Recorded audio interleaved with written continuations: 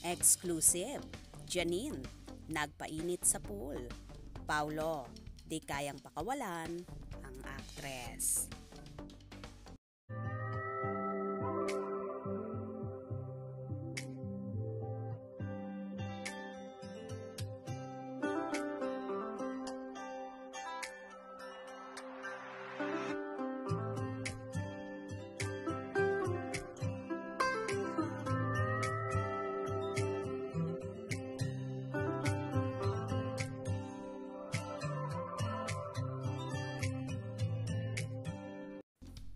Kung kailan lubog na ang araw, tsaka umalulong ang taglay na kaseksihan ng aktres na si Janine Gutierrez.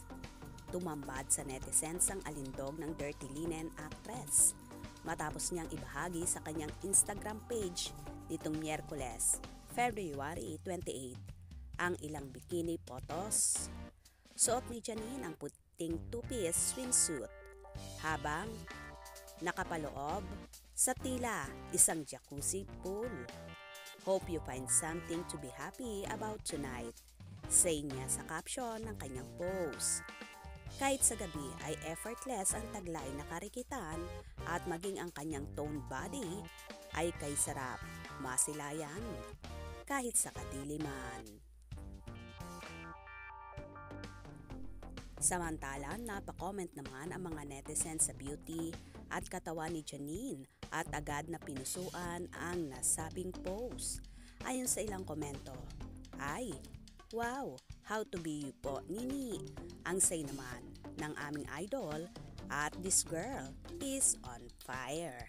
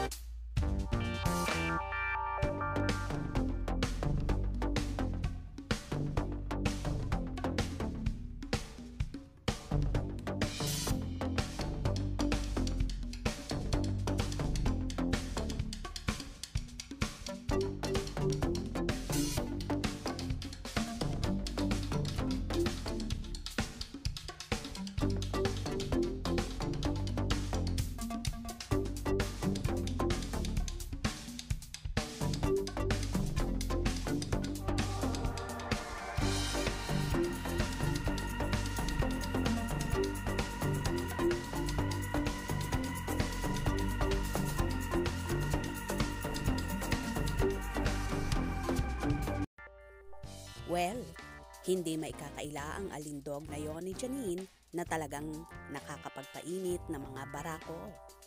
Kaya naman si Paulo Avellino hindi kayang pakawalan ng ganon-ganon na lang ang aktres. Bukod sa ubod ng sexy, maganda, abay napaka down to earth pa. For sure, gimmick lang ang naging hiwalayan nila para sa serye ni Paulo with Kim Chiu. Ang What's Wrong with Secretary Kim na ipalalabas na ngayong darating na March 18, 2024 sa View Philippines. Wait na lang nating matapos ang mga proyekto ni Kim at Paulo. Malay natin, sure bibigyan naman ng projects ang paunin together. Kaya wag nang mainip. Pinapatakam lang siguro ng pamunuan ng ABS-CBN ang mga paunin supporters. Kaya wag bibitew at palaging tumutok sa mga maiinit na kaganapan, especially sa paunin updates. Mga ka-scoop, anong inyong magiging reaction sa bidyong ito? Comment below.